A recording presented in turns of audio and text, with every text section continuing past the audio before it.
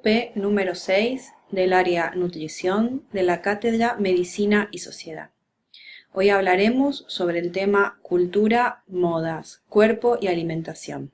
Específicamente los contenidos que veremos son el cuerpo y la cultura, moda y alimentación e el impacto de los medios de comunicación. La lectura obligatoria para la UP número 6 es el capítulo 7 del libro Alimentación y Cultura, Perspectivas Antropológicas, de los autores Jesús Contreras Hernández y Mabel Gracia Arnaiz. La selección de páginas del capítulo 7 de lectura obligatoria son las páginas comprendidas entre la 315 y la 334. Vamos a ver primeramente aquellos temas o núcleos temáticos centrales del texto que es importante que prestemos atención cuando vamos leyendo. Primeramente veremos que los autores nos van a hablar de las funciones de la alimentación, aquellas que exceden la función nutricia, que es la que más conocemos y la que más naturalmente identificamos como función de la alimentación.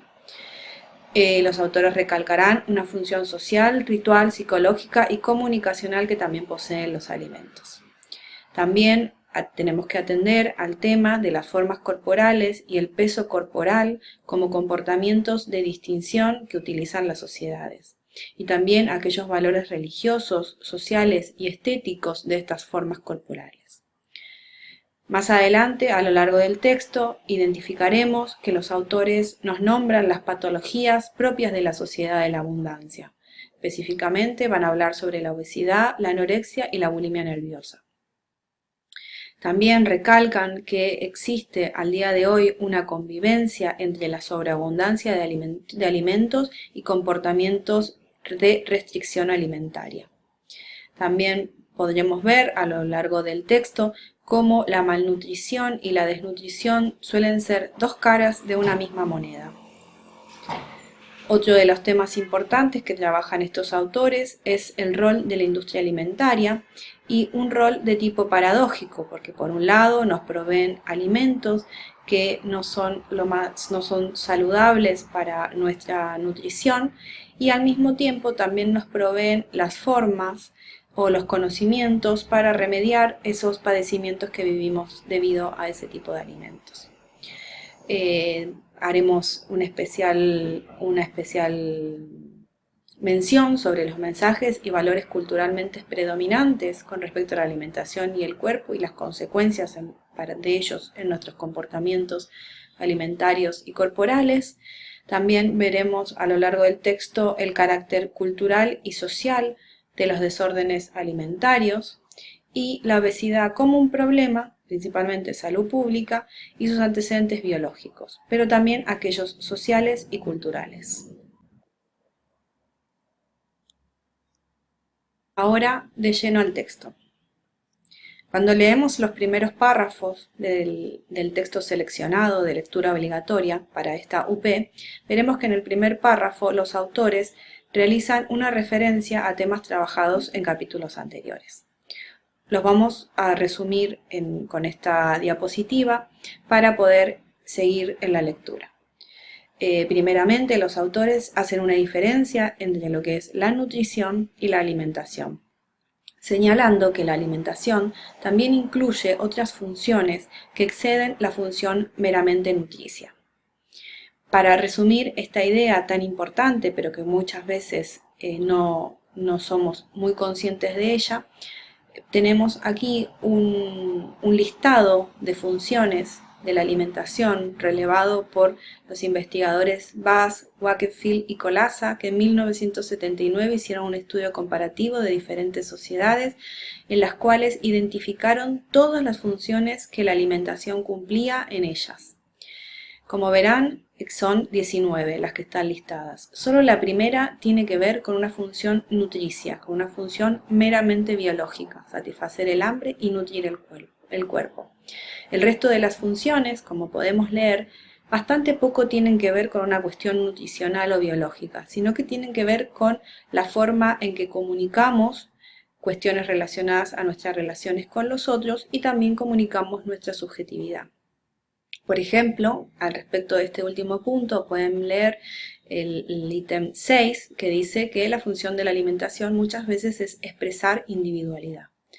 Si yo elijo tener un comportamiento alimentario en el que restrinjo algún tipo de alimentos, por ejemplo los hidratos de carbono, significará que yo como persona no como hidratos de carbono.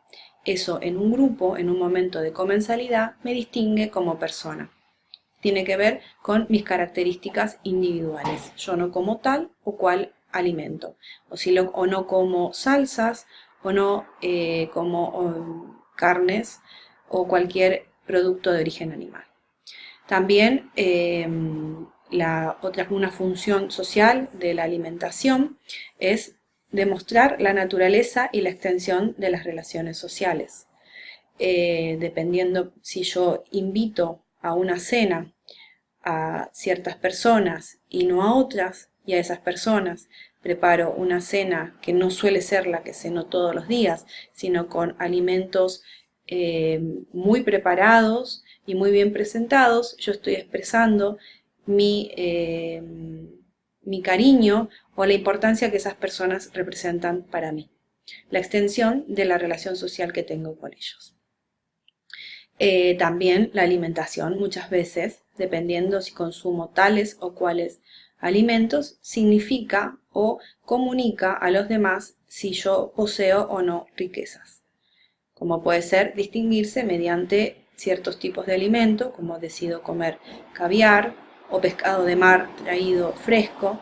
Ahí yo estoy utilizando la alimentación para distinguirme y mandar un mensaje relacionado con mis posesiones económicas, por ejemplo.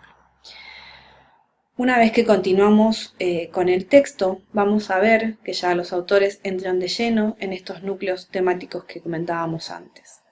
Ellos nos dirán que en nuestras sociedades existen mensajes que son culturalmente legítimos y preponderantes, es decir, que se consideran como lo que hay que hacer, como valores.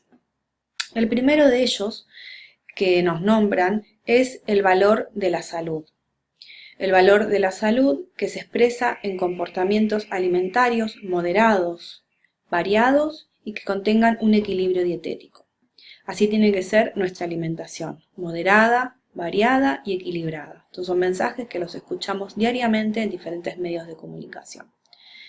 Es interesante también señalar que este mensaje, principalmente el de la variedad y el del equilibrio dietético, tienen como sustento que nosotros, como especie, somos una especie omnívora. Omnívora quiere decir que podemos consumir casi de todo, lo que es para nosotros apto para comer es tanto hidratos, proteínas, minerales, todo tipo de nutrientes. Nuestro aparato digestivo puede aceptar la mayoría de cualquiera de los alimentos. Humana, lo que es comestible es absolutamente y casi todo. Esta adaptación evolutiva por la que atravesó nuestra especie y al día de hoy se mantiene, fue muy útil para nuestra evolución en momentos de grandes cambios climáticos que se produjeron en eras anteriores.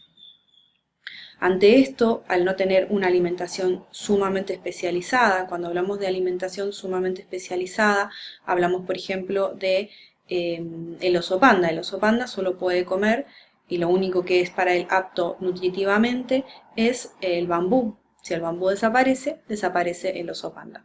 Este es un ejemplo, medio cliché que lo conocemos todos. Ante eso, nuestra especie se distingue porque nosotros podemos comer tanto proteínas como hidratos para sobrevivir, otro tipo de nutrientes. Ahora bien, esta adaptación evolutiva que nos ha permitido sobrevivir a grandes cambios climáticos, como decían, también nos condena a otra cosa, que tiene que ver con que lo óptimo nutricionalmente y el equilibrio dietético óptimo, nosotros lo tenemos que ir buscando un poco a tientas. Lo que dirá Patricia Aguirre de que estamos condenados como especie a la variedad. Para conseguir el equilibrio dietético tenemos que comer un poquito de todo, si no nos desequilibramos y atravesamos etapas de desnutrición. o de falta de determinados nutrientes. Entonces, el valor de la salud está relacionado con la variedad y el equilibrio dietético. Otro mensaje, otro valor fuertemente arraigado en nuestras sociedades occidentales es el valor de la delgadez como belleza e ideal estético. La forma corporal aceptada, legítima, es la delgadez. Por lo tanto, el valor de la estética o la delgadez es un valor aplaudido en nuestra sociedad. Esto lleva también como consecuencia que exista cierta lipofobia entre nosotros. Otro de los valores o de los mensajes culturalmente predominantes de nuestra sociedad es el comer como placer, como satisfacción, como fuente de obtención de satisfacción, individual y subjetiva, muy vinculado con el valor del hedonismo. Visto estos tres valores, el valor de la salud, vinculado a una dieta equilibrada, variada, el valor de la estética, vinculado a un cuerpo delgado, y el valor del hedonismo, vinculado a la alimentación como fuente de placer subjetivo y también social, todos estos valores llevan a que actuemos de determinadas maneras, que tengamos determinados comportamientos alimentarios y determinadas formas corporales o desear determinadas formas corporales. Ahora bien, si vemos estos tres valores, nos dirán los autores que entre ellos existen contradicciones, es decir, que es muy difícil alcanzar uno y alcanzar el otro al mismo tiempo. Ellos hablarán de una ecuación difícil de resolver. Es, por ejemplo, un desafío alimentarse por placer, pero que esa alimentación sea equilibrada, que al mismo tiempo nos dé placer, que sea variada, que incluya alimentos, que todos esos alimentos nos den placer y que todos esos alimentos equilibrados, variados, que comemos por placer, generen formas corporales o la forma corporal deseada, como es la delgadez. Esto lleva a lo que los autores del texto denominan situaciones contradictorias, como puede ser la obesidad, la anorexia y la bulimia nerviosa. Entrando ya de lleno en estas situaciones contradictorias que ellos nombran, estos eating disorders, y su contexto social, hacen un detenimiento en el padecimiento de la obesidad. Los autores nos dirán que la obesidad, y como todos lo sabemos, es un problema sanitario, es un problema de salud pública de una gran envergadura y es uno de los principales factores de riesgo de otras enfermedades como las enfermedades cardiovasculares o metabólicas como la diabetes. Dentro de nuestra sociedad, la preocupación por un cuerpo magro es casi tan o más importante que la preocupación por un cuerpo saludable. Lo magro y lo saludable están intrínsecamente ligados en el día de hoy en nuestras sociedades occidentales, si bien más adelante veremos que no siempre fue así. Por lo tanto, dada esta preocupación por el cuerpo magro que sabemos, creemos, adquirimos y nos enseñan que es el cuerpo saludable, ¿por qué hoy se come más y se enferma más por ello? Es lo que se preguntan los autores. Ante esto recurren a una teoría o hipótesis de un sociólogo francés llamado Claude Fischer, en el cual él plantea que si bien al día de hoy tenemos estos mensajes culturalmente predominantes que veíamos anteriormente, se come más y se enferma más por ello porque estamos atravesando una crisis de civilización más generalizada que nos lleva a tener una crisis alimentaria. Por ejemplo, él dirá que al día de hoy la alimentación se ha vuelto un hecho sumamente individual, totalmente desarraigado de patrones, es decir, comemos cuando podemos, lo que tenemos más accesible y en soledad, lo que creemos que es bueno para nosotros, pero sin tener un conocimiento certero con respecto a los que esos ingredientes que contienen esos alimentos nos harán bien o mal. Los conocimientos sobre lo que es bueno para comer ya no nos lo transmiten más nuestras familias, nuestras abuelitas, sino que ahora nos lo dice la industria, qué es bueno, qué es malo, qué sirve para tal cosa, qué nos mantiene nutricionalmente bien. Todo eso antes nos lo decían nuestras familias, pensando siempre en los alimentos como elementos que nos sirven para nutrirnos y estar sanos, y no como mercancías, que es como lo piensa la industria, en el cual el valor de mercancía y ganancia muchas veces pesa más que el valor saludable nutricionalmente.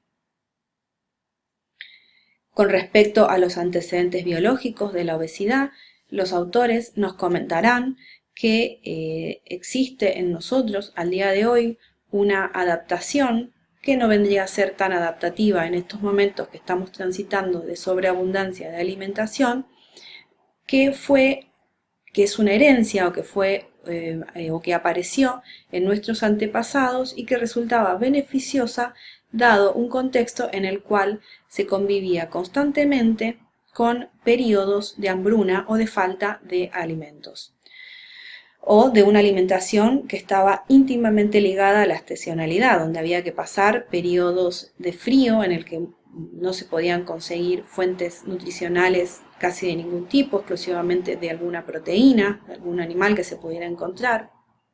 Entonces, ante esto, esa adaptación que adquirimos de tener un mecanismo previsor, ahorrador con respecto a lo que consumíamos, al día de hoy sería una desadaptación.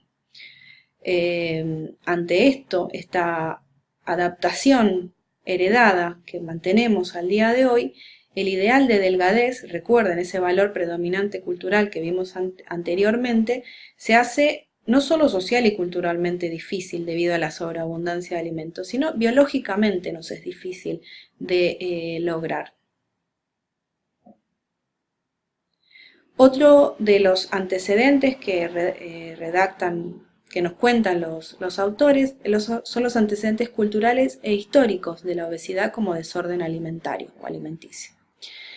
Antes, hace no tanto tiempo, un siglo y medio, los alimentos como el azúcar y las grasas, que al día de hoy son los grandes enemigos consideramos que son los grandes enemigos de la nutrición óptima o de la nutrición equilibrada, eran deseados por su aporte calórico, eran valorados por ello y por ello también se pagaba, tenían un coste más alto. Los hidratos estaban más presentes en las dietas antiguas que en las actuales en proporción de la renta. ¿Esto qué quiere decir? Quiere decir que las rentas más altas antiguamente tenían sus alimentaciones más proteínas de origen animal y grasa animal en relación a los hidratos. Los hidratos eran las comidas de los pobres, por decirlo de alguna manera. Era lo más accesible.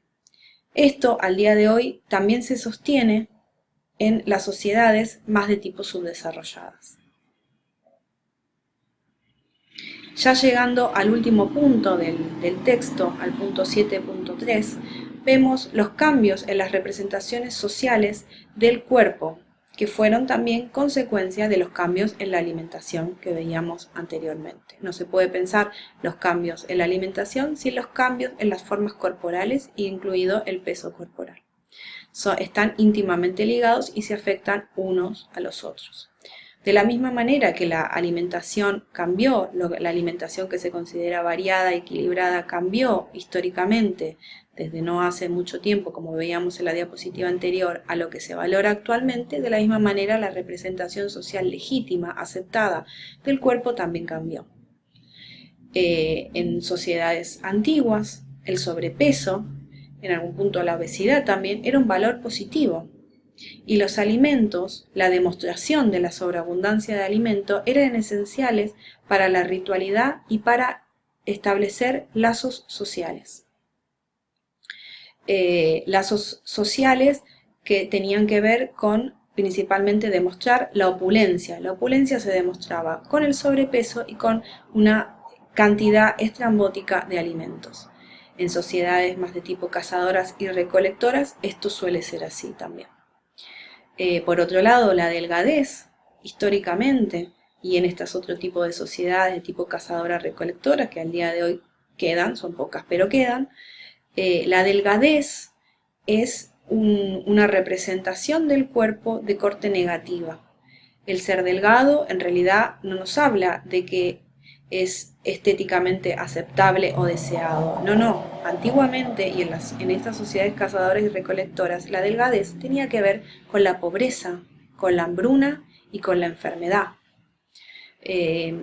Esa delgadez era signo de preocupación, de que la sociedad no estaba bien.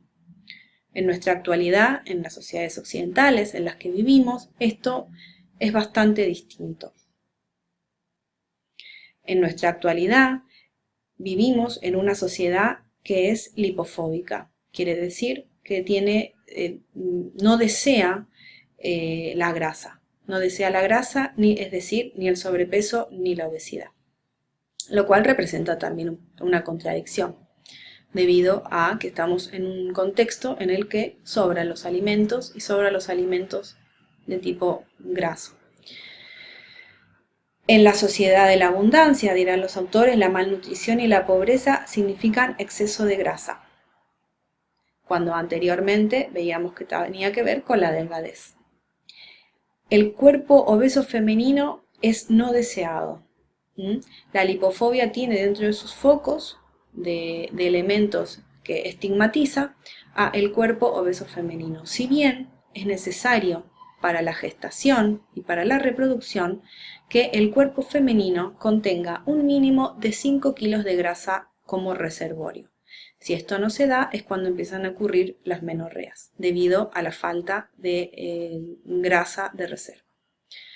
El mismo cuerpo tiene sus mecanismos para evitar que se pueda producir una gestación. La lipofobia también considera que el cuerpo deseado es la delgadez. El cuerpo delgado es el cuerpo saludable, que es lo que veíamos antes. Al ser el cuerpo delgado, el cuerpo saludable, la salud de ese cuerpo, queda bajo las manos del saber médico.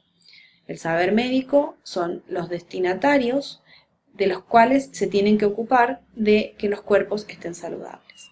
¿Qué tiene que ver esto? Antiguamente, quienes se ocupaban del cuerpo deseado, que era un cuerpo puro, un cuerpo impío, un cuerpo que no pecara, un cuerpo que no tuviera excesos, que eran considerados como pecados, quienes estaban encargados de llevar por el buen camino a ese cuerpo deseado, ese cuerpo saludable, era el clero.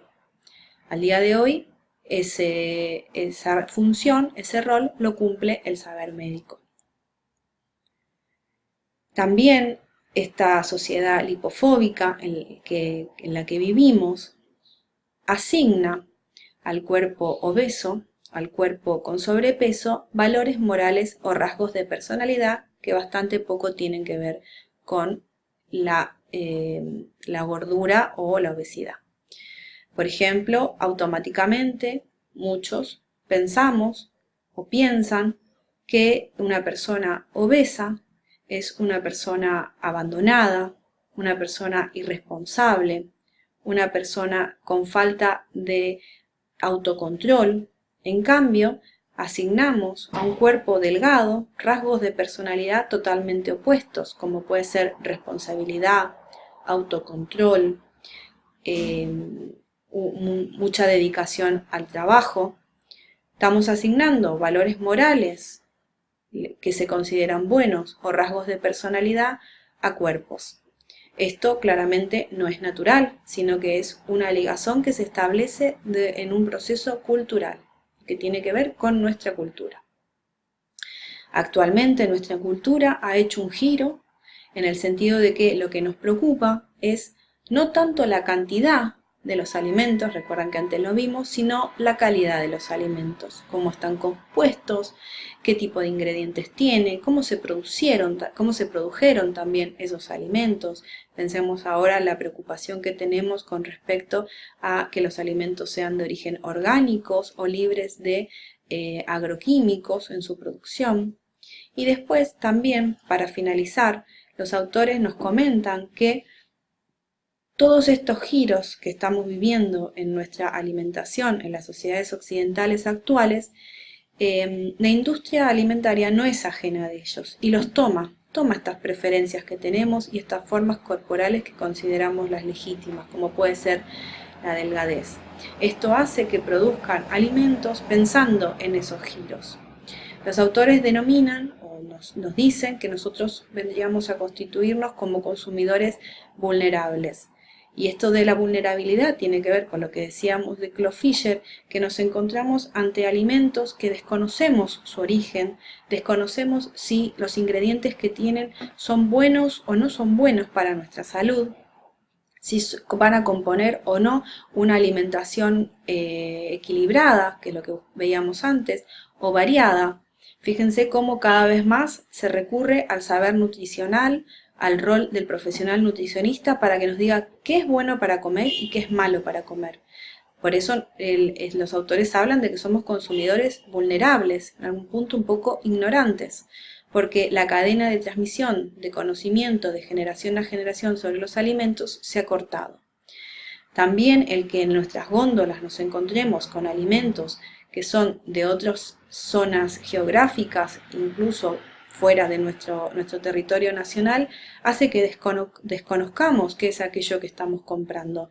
No sabemos cuáles son sus funciones nutricionales. Esto también producto del mercado mundial, que ha logrado también una desestacionalización de la alimentación. También hablan de otros ejemplos que los invito a que lean.